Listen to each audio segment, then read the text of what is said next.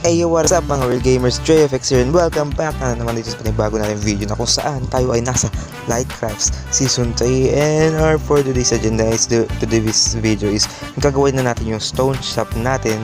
And hindi ko alam kung paano ko sisimulan yun, pero sige, gagawin natin yun ngayon episode. Let's go!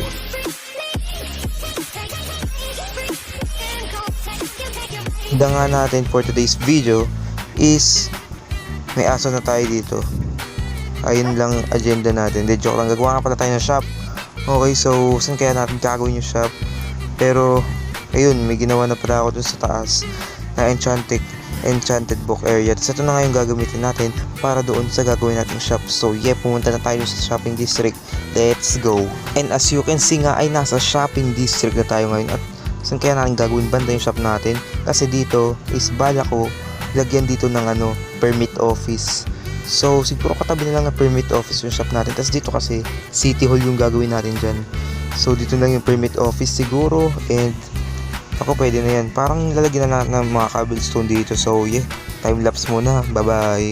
Kaya ano pang hinihintay mo? Mag-subscribe ka na kasi bibigyan kita ng isang pang malupitang time-lapse. De joke lang, wala akong pang time-lapse. Bye-bye. So, nilagyan ko na nga lang pala dito ng mga stone blocks dyan. Ayun yung pinaka-foundation ng ating sahig dyan. So, yeah, magbabalik na lang ulit ako. Bye-bye. So, ayun na nga guys, after 35 hours, nabuo na natin ang ating stone shop na hindi pa tapos. Kasi ayun lang, yung mga pillars pa lang nagawa ko, yung pinaka-design ng ating pillars, no? So yeah, ayan, lalagyan lang natin ng mga dito, mga strip foods para magkaroon ng konting texture ba na ganun. So yeah, magbabalik na lang ako sa inyo guys. So I hope you na lang mag-subscribe kayo bago ako umalis. So bye bye, peace out. So ayun guys, nagawa na nga natin ang ating dito, ang ating wood pillars dun sa kabilang side. Hindi pa rin tapos. Kasi tinatamad pa akong tapusin. And tatapusin na rin natin to ngayong episode guys. Hindi ko na kayo bibitinin. So magbabalik ulit ako. Bye bye.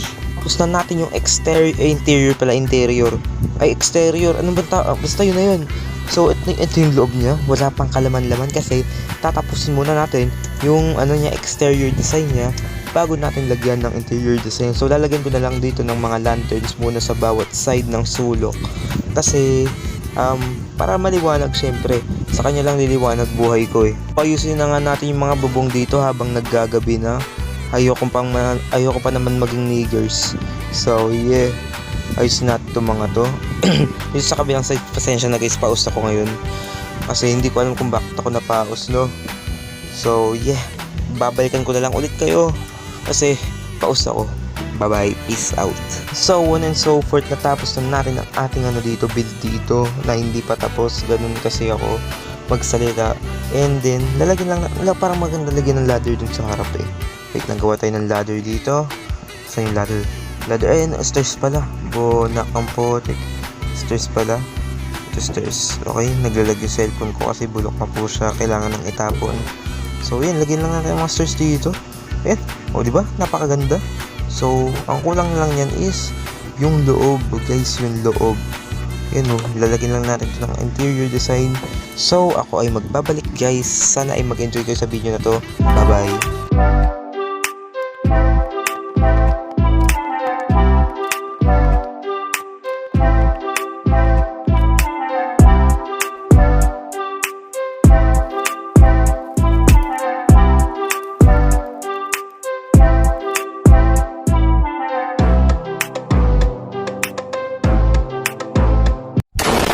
So guys, natapos na nga natin ang build at nakalimutan ko yung mga permit ko, kaya pupuntahan ko muna doon sa ating base. Bye bye. And ayun guys, bagay na bagay talaga sa akin yung bato. Ibang bato kasi ibang bato. Ano ba? Shop ba? Mga ganun shop na bato. Yun yung stone products guys, bato. Ayan, and wala pa nga tayong tinda dyan sa loob, no? May mga stock tayo. Yung mga presyo natin is 1 diamond per stock ng cobblestone at 1 diamond per 2 stock 1 diamond per 2 stock ng cobblestone and 1 diamond per 1 stock ng stone. Ayun yung mga na presyo natin, pang malakas ang presyo. Hindi yan dinaya men. Hindi porket ako yung mayor, dadayain ko. Hindi ako katulad ng ibang mayor guys. So yun guys, parang maganda siguro kung lalagyan natin ng mga dito, ng mga stairs. Parang maganda yung signage niya guys. Parang gano'n, ayun, ganyan ba? O di ba napakaganda tignan? Maganda sa mata, naiinganyo yung mga customers natin na bumili ng ating produkto. Ayun guys, ganyan ko. Ganda talaga ng ating build guys. Kung ganyan siguro build natin araw-araw, nako, hindi na ako matutulog. So ito yung pinakamagandang build ko na build sa buong Minecraft season ko, no. Ang ganda, may mga texture. Ngayon na kasi ako gumamit ng mga ganyan eh. Kasi pag ako nag-build lang, malaking bahay na box. Ganun lang. Tapos pinagyayabang ko pa yung mga ganun ko eh. Eh, palitan na, pangit pala, pangit. Palakit papalitan ko sa pangit pala. Ganyan sa pero pag sinira natin to, ganyan, no. Ang pangit pala guys. So ito na lang siguro. Ayun, pwede na.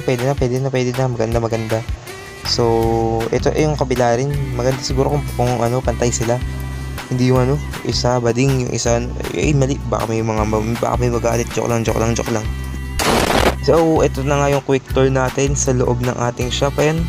So, ito nga guys yung mga wala pang stock na laman yan. At ito walang stock din yung laman. Kasi taghirap tayo ngayon eh. Kasi ito yung stone cutter natin guys nandyan. Kasi para hindi na tayo gumawa ng mga stairs. Sila na bahala ng gumawa ng sarili nila, kaya nilagyan ko ng ganyan. So yan, mali pala yung pag-place ko ng pintuan. Dapat pala ipaloob natin dun sa loob guys, no. Ang bobo ko pala. At di na ako nagma-Minecraft sa buong buhay ko no.